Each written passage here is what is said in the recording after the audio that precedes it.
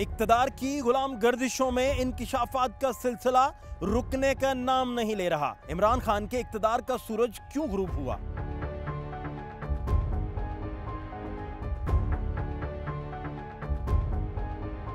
General Bajwa Imran conflict क्यों ना संभल सका?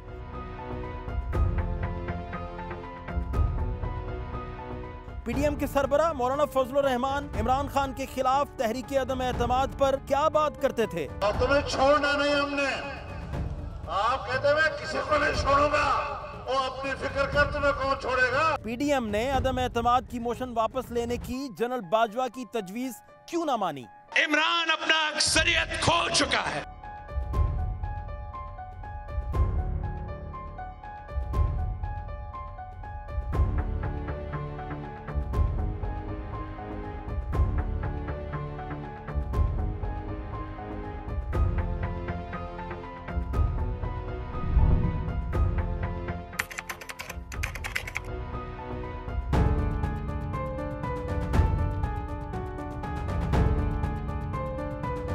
फरवरी 2022 एक जरदारी सब पर भारी अपने जानशीन बिलावल भुट्टो जरदारी के साथ तख्ते लाहौर पहुंचे। एक जरदारी सब पे भारी, एक जरदारी सब पे भारी।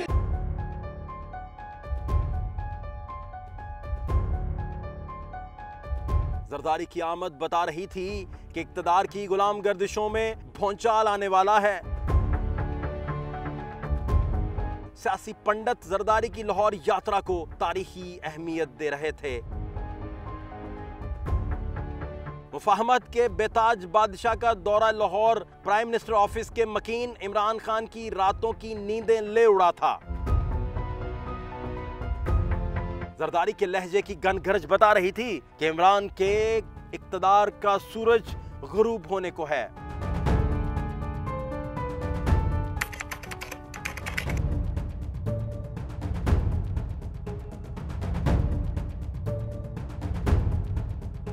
इमरान खान के करीबी दोस्त और गवर्नर सिंध इमरान इस्माइल के मुताबिक सब लोग यही समझते थे कि इमरान खान का अगला इंतखाब जनरल फैज होगा।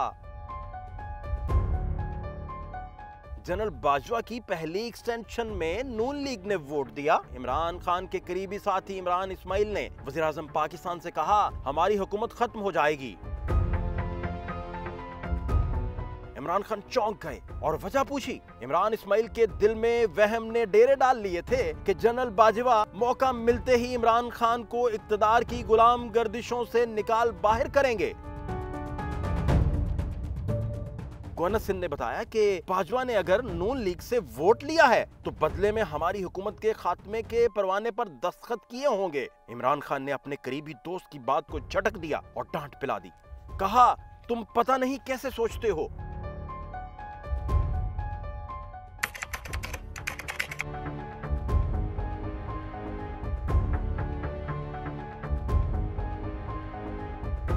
इमरान इस्माइल कहते हैं इमरान खान की हुकूमत की डोरी जनरल फैज के हाथ में थी और जनरल फैज इक्तदार के मजे लूट रहे थे। डीजीआईएसआई की अपॉइंटमेंट को लेकर बाजवा और इमरान आमने सामने आ चुके थे।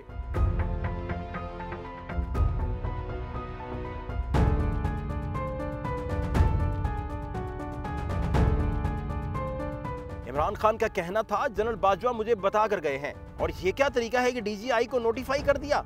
गवर्नर सिंध पर हंगामी बुनियादों पर टेलीफोनिक राबता किया गया। दूसरी तरफ जनरल फैज हैं। गवर्नर साहब, आपको इस्लामाबाद होना चाहिए। आप ही हैं जिनकी बात इमरान खान सुनते हैं। आप अर्जेंटली इस्लामाबाद आ जाइए, अहम अमूर पर बात करनी है। यहां अजाब आया हुआ है।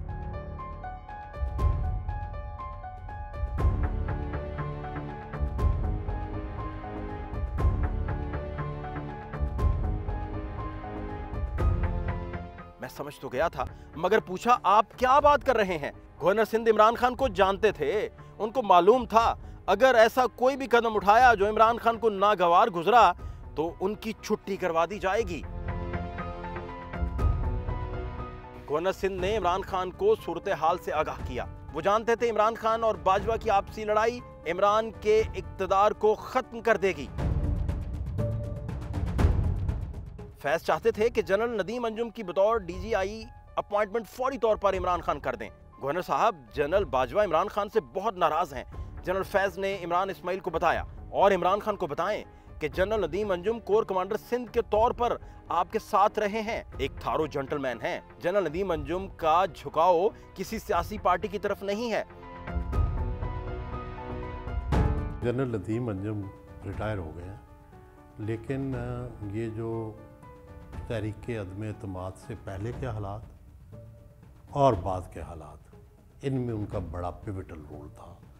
उन्होंने जनरल बाजवा के अंडर रहते हुए भी तब्दीली की राह हमवार की थी। He was the architect of the change. Governor Sindh Imran Khan के पास आए, बताया कि जनरल फैज से मिलकर आया हूं। इमरान खान ने कहा लगाया और कहा कि फैज ने कहा होगा कि जनरल नदीम अंजुम को फौरी तौर पर डीजीआई अपॉइंट कर दें। मैंने उनको जाके खान साहब को कहा कि जी मैं गया तो मैंने कहा कि जी मैं जनरल फैज से मिल के आया हूँ, तो ही स्टार्टेड लाफिंग। उन्होंने कहा वो यही कह रहा होगा कि उसको जनरल नदीम को लगा दें। मैंने कहा हाँ, और बड़ा इंटरेस्टिंग डायलॉग मेरा उधर हुआ जनरल फैज से। मैंने मजाक उठते हुए मैंने उनसे कहा, मैंने कहा आपकी चाहत में ये हो रहा है काम। कहने लगे यार मरवा दिया मुझे प्राइम मिनिस्टर की चाहत में। इमरान खान का खुसूसी एलची दिल में बेशुमार खदशात लिए जनरल फैज को बता तो आया कि डीजीआई का नोटिफिकेशन इमरान खान जल्द कर देंगे, और नोटिफिकेशन हो भी गया, मगर इमरान खान के इक्तदार पर सुर्ख स्याही से जनरल बाजवा ने कांटा लगा दिया। इमरान खान का तख्ता उलटने वाला था। इमरान खान के वफाकी वजीर पीएम ऑफिस से निकलने की तैयारी में थे। यकायक पीएम ऑफिस को जनरल बाजवा का सिक्योरिटी प्रोटोकॉल अपने हिसार में ले लेता है। इमरान खान के करीबी दोस्त और वफाकी काबीना के अहम रुकन के कदम रुक जाते हैं। वो चाहते हैं किसी तौर जनरल बाजवा से इक्तदार की राहदारियों में मुलाकात हो जाए, ताकि वो अपनी आंखों से जनरल बाजवा को देखकर बॉडी लैंग्वेज से जायचा खींच सकें। वो मालूम कर सकें कि आया जनरल बाजवा इमरान खान का तख्ता उलटने का फैसला कर चुके हैं, या फिर इक्तदार का टाइटैनिक डूबने से बच जाएगा। पलक झपकते ही जनरल बाजवा अपने चेहरे पर पुरतबाक मुस्कुराहट लिए उनके सामने खड़े थे। वफाकी वजीर अपने जज्बात और दिल की धड़कन पर काबू रखे हुए फकत ये खोजने में लग गए कि क्या जनरल बाजवा इमरान खान का धड़न तख्ता करना चाहते हैं या नहीं। वफाकी वजीर मुकम्मल तौर पर नाकाम रहे, क्योंकि जनरल बाजवा की आंखों में रत्ती बराबर भी वजीर आजम पाकिस्तान के खिलाफ किसी तरह का कोई अंदेशा या बगावत की झलक तक मौजूद न थी। वजीर ने इमरान खान को बताया कि जनरल बाजवा तो आपके खैर खां हैं, वो तो आपकी हुकूमत का खात्मा नहीं करना चाहते। 23 मार्च 2022 जनरल बाजवा ने इमरान खान को 2 सैल्यूट मारे और दूसरा सैल्यूट अलविदाई साबित हुआ। जनरल बाजवा की बॉडी लैंग्वेज बदल चुकी थी। जनरल बाजवा का वजीर दिफा परवेज खटक को वक्त देना, मुस्कुराहटों का तबादला करना इमरान खान को खटक रहा था। इमरान काबीना के वफाकी वज़रा 23 मार्च 2022 को चेहरे लटकाए बैठे थे। इमरान खान के चेहरे पर तशवीश आने वाले तूफान का पता दे रही थी। बिसात लपेटी जा चुकी थी, फकत अनाउंसमेंट होना बाकी थी। जनरल बाजवा ने 23 मार्च को इमरान खान को एक नहीं 2 सैल्यूट किए। दूसरा सैल्यूट इतना जज्बाती था जिसकी धमक ने इक्तदार की गुलाम गर्दिशों को रेत की दीवार बना दिया। बनीगाला में होने वाली एक मीटिंग में जनरल बाजवा और इमरान खान की तल्ख कलामी हो गई। जनरल बाजवा इमरान खान की जनरल फैज पर नवाजिशात को किसी और ही रूप में देख रहे थे। जनरल बाजवा ने सेंस किया कि जनरल फैज को इमरान खान आर्मी चीफ का ताज पहनाने का ख्वाब देख रहे हैं। Mister prime minister, general Faiz ने कोर कमांड नहीं की है, वो आर्मी चीफ के ओहदे के लिए क्वालिफाई नहीं कर सकेंगे। बाजवा साहब, ये कहाँ लिखा है? इमरान खान का चेहरा लाल हो चुका था। जनरल बाजवा सटपटा कर बोले, ये लिखा हुआ नहीं है मिस्टर प्राइम मिनिस्टर, ये रवायत है और ऐसा ही होगा। इस मुलाकात के बाद हम नहीं या तुम नहीं वाले मामला बन चुके थे। इस मुलाकात में जनरल बाजवा ने गुस्से से कहा, मिस्टर प्राइम मिनिस्टर, मैं वापस जाकर आपको अपना रेजिग्नेशन भेज रहा हूं। इमरान खान ने जनरल बाजवा को समझाया कि लुक जनरल साहब, इसकी जरूरत नहीं है। एक तो बुनियादी बात यह थी कि कोर कमांडर्स की अक्सरियत जनरल फैज़ के ख़िलाफ़ थी और जाहिर है इसका जो बोझ है वो जनरल बाजवा पे पड़ रहा था। और दूसरा, सबसे पहले कोर कमांडर्स को ये पता था कि जनरल फैज़ को इमरान खान बनाना चाह रहे हैं आर्मी चीफ, तो जाहिर है वो भी सारे कंटेंडर थे।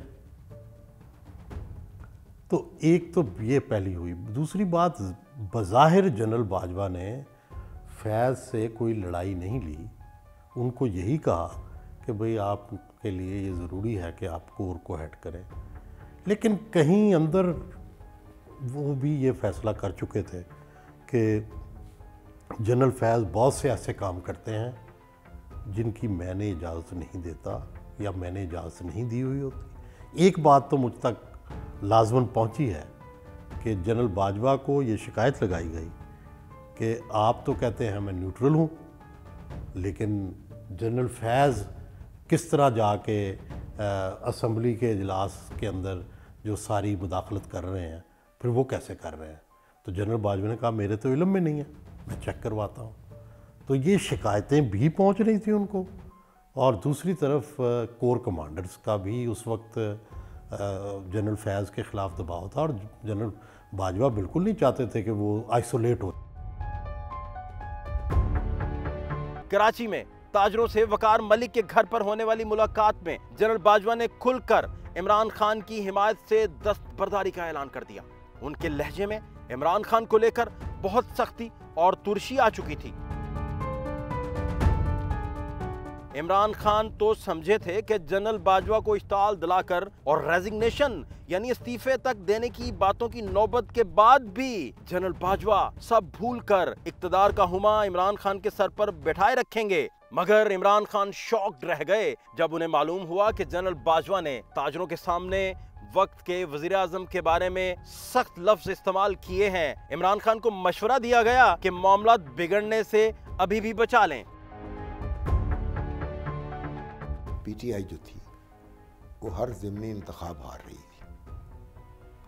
पीटीआई के अंदर रिवोल्ट हो गई थी। उसके एमएनएस और एमपीएस कह रहे थे कि हम अपने हलकों में वापस नहीं जा सकते, लोगों को फेस नहीं कर सकते।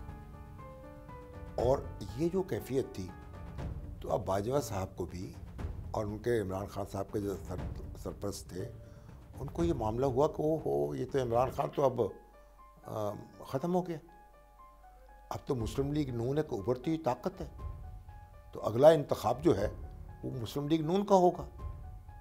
तो अब तो जो बातचीत है, मामला उनसे करना चाहिए।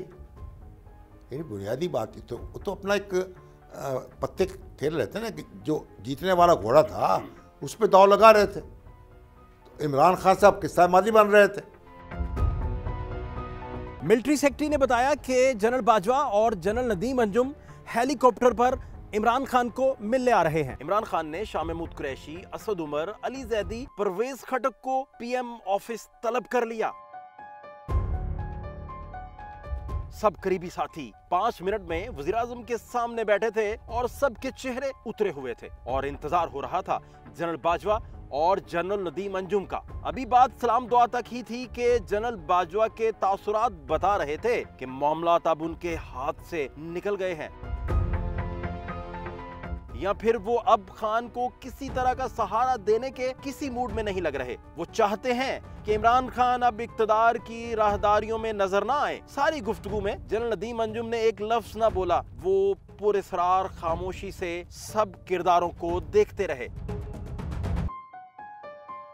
जो हुकूमत थी उसके खिलाफ उन्होंने किया क्या, जो उसके अलाइज थे उनको वो पीछे हट के खड़े हो गए कि हम गैर जानबदार हैं। जब गैर जानबदार बन गई फौज, उन्हीं वो गूंज तो वही थी ना जो फौजी लीडरशिप थी, जिसने उनको बांधा हुआ था कोलिशन को। जब उन्होंने कहा कि हम गैर जानबदार हैं, तो उन्होंने भी फिर मामला अपना अपना कर लिया। बुनियादी बात जो है ना वो ये है, खान साहब अपनी मकबूलियत खो चुके थे। जनरल बाजवा ने इमरान खान से कहा कि खान साहब आपके पास 3 ऑप्शन है। नंबर 1, जो हो रहा है यानी कि अदम एतमाद, उसको होने दें। नंबर 2, आप अपने ओहदे से मुस्ताफी हो जाएं, जिसके नतीजे में पीडीएम की हुकूमत आ जाएगी और जल्द इलेक्शन कॉल हो जाएंगे। तीसरा ऑप्शन, ये लोग अदम एतमाद की मोशन वापस ले लेते हैं और आप असेंबली तहलील कर दें। उन्होंने कहा प्राइम मिनिस्टर आपके पास 3 चॉइस है। जनरल बाजवा उनके जी बताएं। इस सारी गुफ्तगू में जनरल नदीम ने एक लफ्ज़ भी नहीं, तो उन्होंने कहा जी बताएं। तो उन्होंने कहा कि नंबर 1 तो ये कि जो हो रहा है होने दें, जो भी रिजल्ट आएगा देखा जाएगा। नंबर 2 ये कि आप रिज़ाइन कर दें और इनकी गवर्नमेंट आ जाएगी और उसके बाद इलेक्शन कॉल हो जाएंगे। और नंबर 3 ये कि हम एक लास्ट डे एफर्ट कर लेते हैं कि ये लोग मूव वापस ले लें, नो कॉन्फिडेंस मोशन, और आप असेंबली डिसॉल्व कर दें और इलेक्शन अनाउंस कर दें। खान के चेहरे की हवाइयां उड़ चुकी थी। जनरल बाजवा को मुखातिब करके इमरान खान ने कहा, इसका मतलब है आपने मुझे कोई चॉइस ही नहीं दी। अगर जो होना है वही होने दूं तो मेरी और आपकी इस बैठक की जरूरत ना थी। दूसरा, अगर मैंने रिजाइन करके घर ही जाना था तो भी इस बड़ी बैठक की जरूरत ना थी। जनरल बाजवा साहब ने अपोजिशन के लीडरशिप को बुला के, जिनमें जरदारी साहब भी शामिल थे, बलूचिस्तान के लीडर भी शामिल थे, नूट के लीडर भी शामिल थे, उनको कहा कि जो है तहरीक अदम एतमाद वापस ले लें तो मैं इमरान खान जो है वो असम्बली तोड़ के इलेक्शन करवा देंगे। यही बिल्कुल इसी पे वो मुत्तफिक। हाँ, ये जनरल बाजवा साहब ने इनसे बात की थी लेकिन इन्होंने इनकार कर दिया। इमरान खान इक़्तिदार छोड़ने पर रजामंद हो चुके थे, यानी उन्हें तीसरा ऑप्शन पसंद आया था।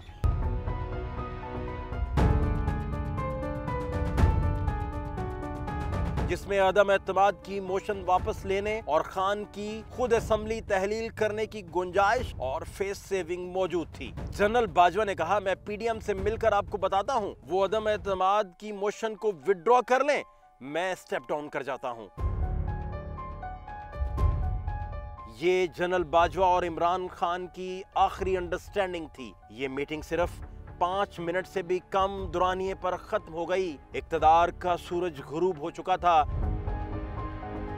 मगर इक़्तिदार की राहदारियों में बराजमान तहरीक इंसाफ के किरदार इस बात को मानने को तैयार न थे।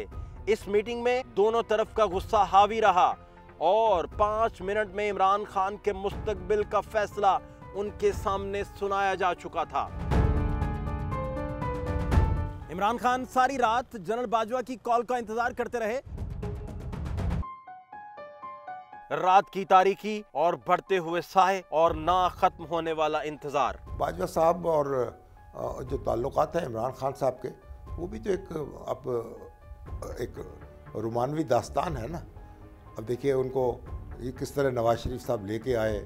वो हमारे भाई इरफान सदीकी साहब के शागिर्द हैं और उस वक़्त शागिर्दी का बहुत दावा था।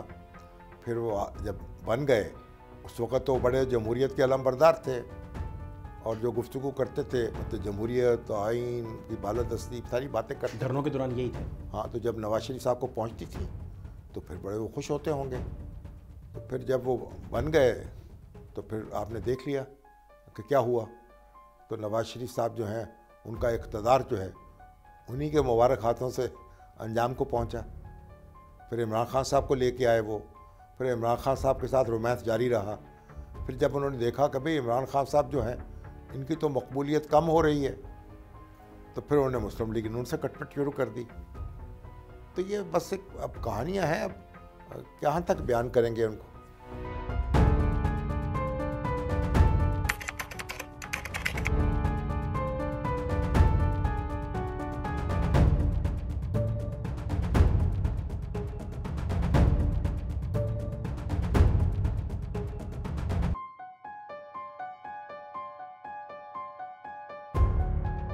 मौलाना फजलुर रहमान जमीयत उलमा इस्लाम के सरबरा और पाकिस्तानी डेमोक्रेटिक मूवमेंट के सदर थे। उन्होंने इमरान खान के खिलाफ तहरीक अदम एतमाद में मरकजी और मुतहर्रिक किरदार अदा किया।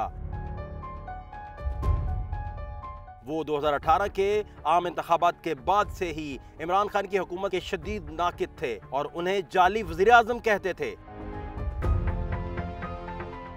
तहरीक अदम एतमाद के दौरान मौलाना फजलुर रहमान ने न सिर्फ अपोजिशन जमातों को मुत्तहिद रखा बल्कि इमरान खान के नाराज इत्तेहादियों को अपोजिशन की हमायत पर आमादा करने पर भी अहम किरदार अदा किया।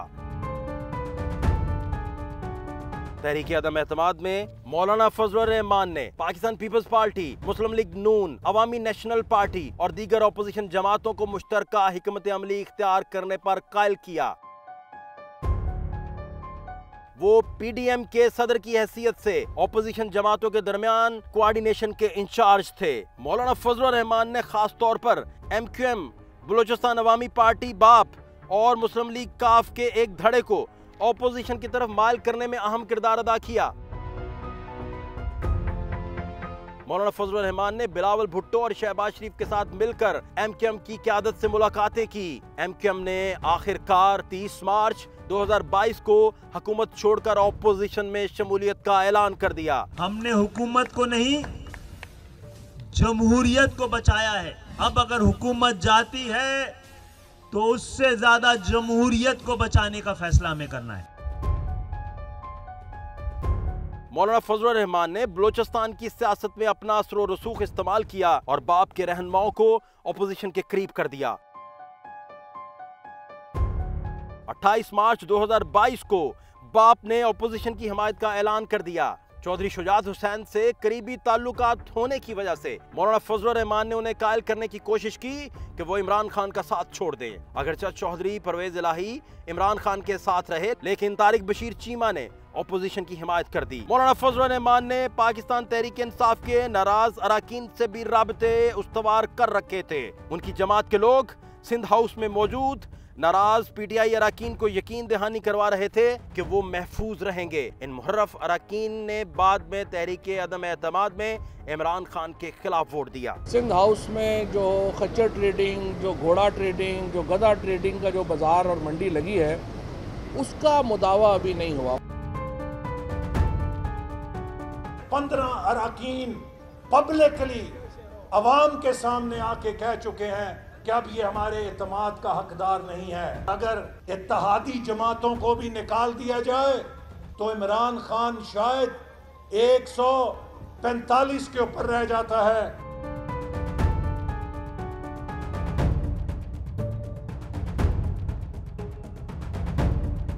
मार्च 2022 में जब इमरान खान की हुकूमत पर दबाव बढ़ रहा था, मौलाना फजलुर रहमान ने पीडीएम के तहत एक लॉन्ग मार्च का ऐलान किया। ये लॉन्ग मार्च ऑपोजिशन के लिए एक स्ट्रीट पावर दिखाने का मौका था, जिसने हुकूमत पर मजीद दबाव बढ़ा दिया।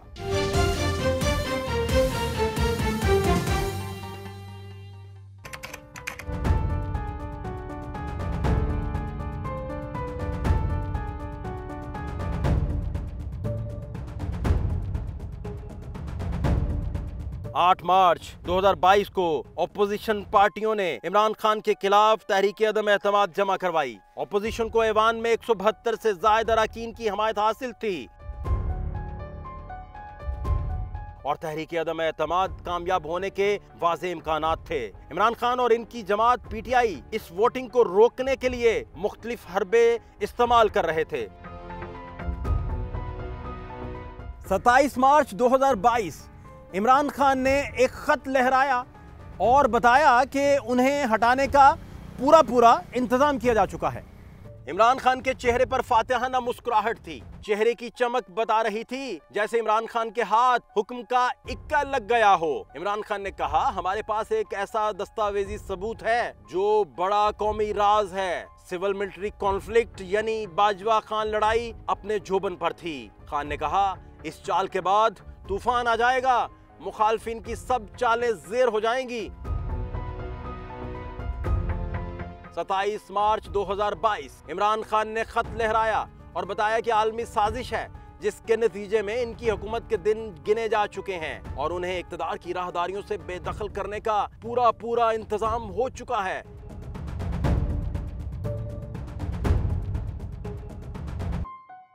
जो ये नो कॉन्फिडेंस की मूव इमरान खान के खिलाफ की गई, एक आलमी साजिश का हिस्सा बनते हुए हमारे लोकल सियासी प्लेयर्स ने, जिनका सरगना इस वक्त मेफेयर अपार्टमेंट्स में बैठा हुआ है, उसने ये बसात बछाई। ये इमरान खान के ख़िलाफ़ नहीं है, ये पाकिस्तान के लोगों के ख़िलाफ़ एक साजिश है। तो उन्होंने बाकायदा अमेरिका का नाम लिया है। अगर अमेरिका हमारे ख़िलाफ़ है या अमेरिका हमें तंग करना चाहता है या हम पे ज़िंदगी अजीरन करना चाहता है तो ये IMF के कर्जे हमें ना मिले। अमेरिकी दुश्मनी की कोई शहादत नहीं मिलती स्वाय ये मरासला जो वो लहरा रहे हैं, और वो हमारे एम्बेसडर का लिखा हुआ है। इमरान इस्माइल के मुताबिक खान ने साइफर जैसे डॉक्यूमेंट का इस्तेमाल अपने सियासी मकासद के लिए किया। करीबी साथियों ने इमरान खान को समझाया कि एस्टेब्लिशमेंट से अपने ताल्लुकात बहाल करें। इमरान खान ने बैक वक्त अमेरिका, सऊदीया और लोकल एस्टेब्लिशमेंट से ताल्लुकात बिगाड़ लिए थे। इमरान खान का ख्याल था कि मेरे अलावा कोई सियासी ऑप्शन नहीं बचा है।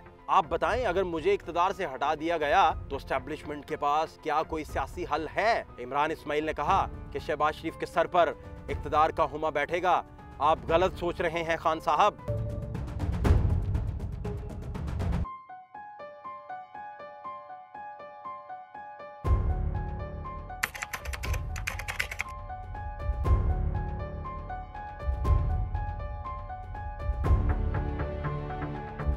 तीन अप्रैल 2022 को कौमी असम्बली का इजलास 11 बजे सुबह शुरू हुआ, जहां तहरीके अदम एतमाद पर वोटिंग होना थी। अपोजिशन की बड़ी तादाद असम्बली में मौजूद थी, जबकि हुकूमती अराकीन की अक्सरियत गैर हाजिर थी। डिप्टी स्पीकर कासिम सूरी ने इजलास की सदारत की। जैसे ही इजलास शुरू हुआ, वज़ीर इत्तलात फवाद चौधरी ने एक नुक्ता एतराज उठाया, जिसमें उन्होंने कहा तहरीके अदम एतमाद एक गैर मुल्की साजिश के तहत लाई गई है, इसलिए ये आइन के आर्टिकल 5 के खिलाफ है। लीडर ऑफ अपोजिशन के बकौल हम बेगर्स हैं, फकीर हैं।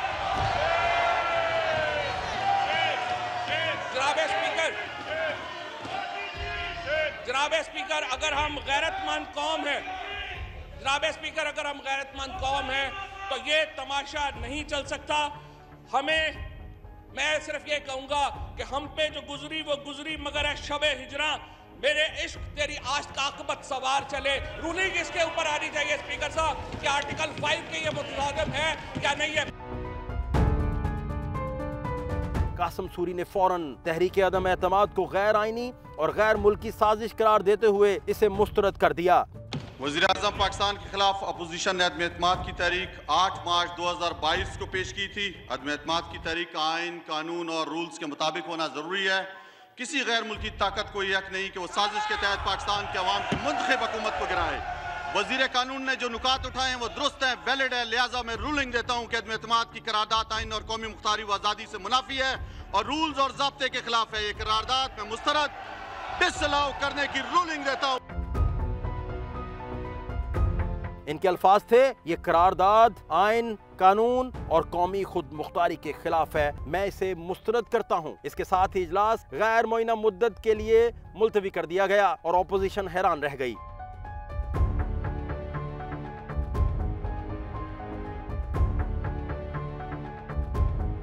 कासिम सूरी की रूलिंग के चंद मिनट बाद वज़ीर आज़म इमरान खान ने कौम से खिताब किया। खिताब में उन्होंने कहा, मैंने सदर को कौमी असम्बली तहलील करने की तजवीज़ दे दी थी, मुल्क में फौरी इंतखाबात करवाए जाएं। इसी दिन सदर आरिफ अलवी ने असम्बली तहलील करने की मंजूरी दे दी।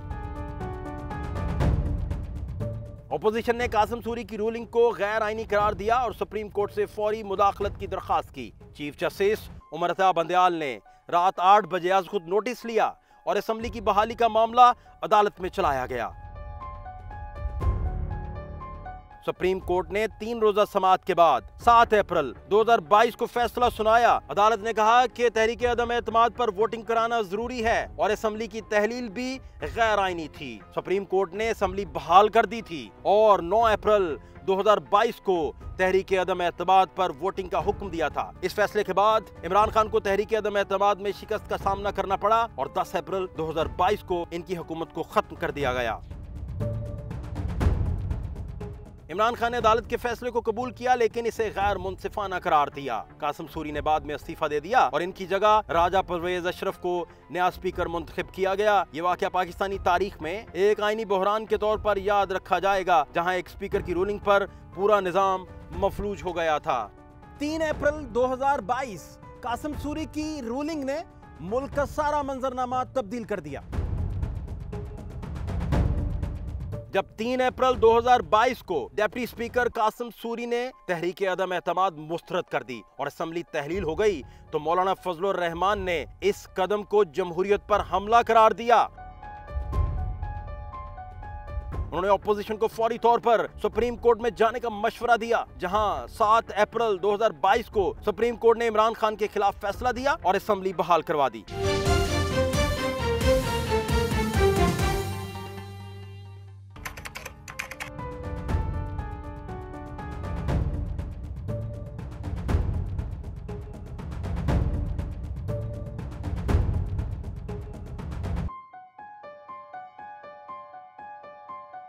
अदम एतमाद की तहरीक को हतमी शक्ल देने पर और नंबर गेम पूरी करने के हवाले से मुशावरत का अमल मुकम्मल कर लिया जाता है। दूसरी तरफ जनरल बाजवा को यकीन था कि इमरान खान उनको ओहदे से हटाना चाहते हैं। जनरल बाजवा का इंटेलिजेंसिया बार बार यही बता रहा था कि इमरान खान कोई भी ऐसा कदम उठाने से गुरेज नहीं बरतेंगे।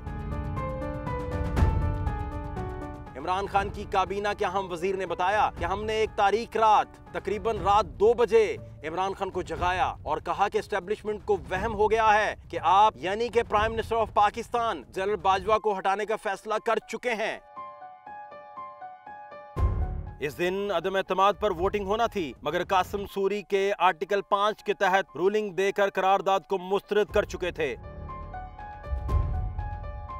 इसके बाद सदर आरिफ अलवी ने फौरन ही वजीर आजम की एडवाइस पर कौमी असेंबली तहलील कर दी थी और इमरान खान को निगरान वजीर आजम बना दिया। प्लान तो बड़ा जबरदस्त था, लेकिन असल निगरान मुतहर्रिक हुए और सुप्रीम कोर्ट ने अज खुद नोटिस लेकर सारी गेम अपने हाथ में ले ली।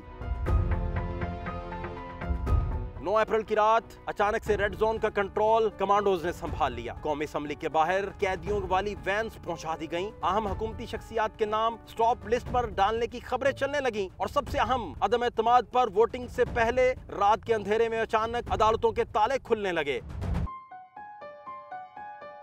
अमला भी पहुंच गया, सारी लाइटें जला दी गईं। इस्लामाबाद हाई कोर्ट में दरखास्त आ गई कि बतौर वज़ीर आज़म इमरान खान को जनरल कमर जावेद बाजवा को चीफ ऑफ आर्मी स्टाफ की हैसियत से डी नोटिफाई करने से रोका जाए। उस वक्त के चीफ जस्टिस हाई कोर्ट अतर मनिल्ला साहब फौरी तौर पर समाअत के लिए पहुंच गए। ये दरखास्त एडवोकेट अदनान इकबाल ने आइन के आर्टिकल 199 के तहत दायर की थी। मीडिया रिपोर्ट्स के मुताबिक इस दरखास्त में फेडरेशन ऑफ पाकिस्तान, हुकूमत पाकिस्तान, वज़ीर आज़म इमरान खान, सदर डॉक्टर आरिफ अलवी, वजारत कानून, वजारत दिफा के सेक्रेटरी को फरीक बनाया गया था। मीडिया पर यह खबर आने के बाद हुकूमत की जानिब से फवाद चौधरी ने इस खबर की सख्ती से तरदीद की और उनका कहना था कि वो किसी तरह का कोई मुहाजराई का मामला नहीं चाहते।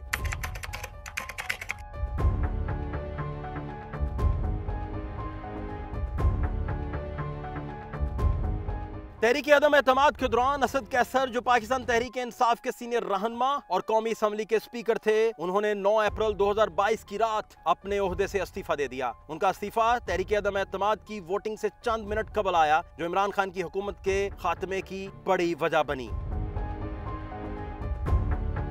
सुप्रीम कोर्ट ने 7 अप्रैल 2022 को हुक्म दिया था कि तहरीक अदम एतमाद पर 9 अप्रैल को हर हाल में वोटिंग करवाई जाए। असद कैसर ने वोटिंग में ताखीर की कोशिश की, लेकिन ऑपोजिशन और अदलिया का दबाव बढ़ता जा रहा था। इमरान खान और पीटीआई क़यादत चाहती थी कि स्पीकर किसी तरह वोटिंग को मजीद मौखर कर दें। असद कैसर पर तहरीक इंसाफ और ऑपोजिशन दोनों का दबाव था कि वो या तो वोटिंग करवाएं या फिर मुस्ताफी हो जाएं। इमरान खान ने बारहा कहा कि तहरीक अदम एतमाद एक गैर मुल्की साजिश है और असद कैसर भी इस बयानिए के हामी थे। इस्तीफा देने के वक्त उन्होंने कहा, मेरे पास एक खत है जो बताता है कि ये सब साजिश का हिस्सा है, मैं इस साजिश का हिस्सा नहीं बन सकता। रात देर तक कौमी असेंबली में तहरीक अदम एतमाद पर वोटिंग नहीं हो सकी। अदलिया की तरफ से सख्त अहकामात आए कि वोटिंग में मजीद ताखीर बर्दाश्त नहीं की जाएगी। रात 11:45 पर असद कैसर ने कौमी असेंबली के फ्लोर पर आकर ऐलान किया कि वो स्पीकर के ओहदे से मुस्ताफी हो रहे हैं। उन्होंने अपने आखिरी खिताब में कहा कि बतौर स्पीकर मैं हल्फ का पाबंद हूं, लेकिन मैं इस साजिश का हिस्सा नहीं बन सकता, इसलिए इस्तीफा दे रहा हूं। इस इसके बाद उन्होंने डिप्टी स्पीकर कासिम सूरी की गैर मौजूदगी में पैनल ऑफ चेयरमैन के रुकन अयाज सादिक को इजलास की सदारत सौंप दी। इसके फौरन बाद रात 12:58 पर तहरीक अदम एतमाद पर वोटिंग हुई और इमरान खान वज़ीर-ए-आज़म के ओहदे से फारिग हो गए। इस्तीफा देने के बाद असद कैसर ने कहा, मुझे इमरान खान ने कहा था अगर ज़मीर इजाजत दे तो वोटिंग करवाओ वरना मुस्ताफी हो जाओ। उन्होंने इल्जाम लगाया कि फौज और एस्टेब्लिशमेंट न्यूट्रल नहीं थी बल्कि ऑपोजिशन के साथ खड़ी थी। बाद में उन्होंने मजीद कहा कि अगर मैं वोटिंग कराता तो तारीख मुझे हमेशा हमेशा के लिए गद्दार के तौर पर याद करती। स्पीकर कौमी असम्बली असद कैसर का इमरान खान को उस वक्त छोड़ना इमरान खान के इक्तदार के ताबूत में आखिरी कील साबित हुआ।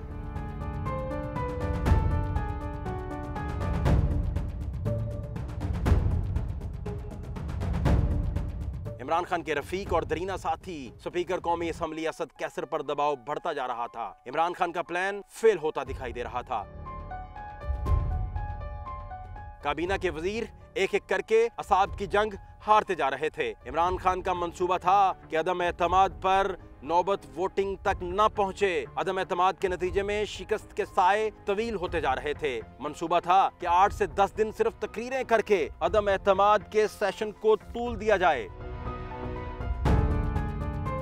असद कैसर इमरान खान का साथ छोड़ गए। स्पीकरशिप से मुस्ताफी होना इक्तदार के ताबूत में आखिरी कील साबित हुआ। फैसला साज असद कैसर पर दबाव बढ़ाने में कामयाब हो गए। अदलिया और फैसला साजों का बढ़ता दबाव इमरान खान के आगे दीवार बने हुए असद कैसर को हटाने में कामयाब हो गया था। मतलब कि इमरान खान के कले की फसील पर नकब लग चुकी थी। रात की तारीकी के बढ़ते साए इमरान खान की हुकूमत के खात्मे का पैगाम लाए थे। 9 अप्रैल 2022 को जब तहरीके अदम एतमाद कामयाब हुई तो मौलाना फजलुर रहमान की हिकमत अमली का बड़ा किरदार था। उन्होंने अपोजिशन जमातों को मुत्तहिद रखा, हुकूमती इत्तेहादियों को तोड़ा और इमरान खान के खिलाफ दबाव बरकरार रखा। बाद में शहबाज शरीफ की हुकूमत बनने के बाद JUI-FA ने हुकूमती इत्तेहाद में अहम वजारतें हासिल की। ये कहना गलत नहीं होगा कि मौलाना फजलुर रहमान तहरीक अदम एतमाद के किंग मेकर्स में शामिल थे। उन्होंने इमरान खान को हटाने में एक कलीदी किरदार अदा किया। इमरान खान के खिलाफ अदम एतमाद की तहरीक पाकिस्तान की सियासी तारीख का अहम तरीन बाब है। इमरान खान पाकिस्तान के पहले वज़ीर-ए-आज़म बने जिन्हें पार्लियामेंट में तहरीक अदम एतमाद के जरिए ओहदे से हटाया गया। इससे कबल कई वज़ीर-ए-आज़म के खिलाफ अदम एतमाद की कोशिशें हुई लेकिन कोई भी कामयाब ना हो सकी।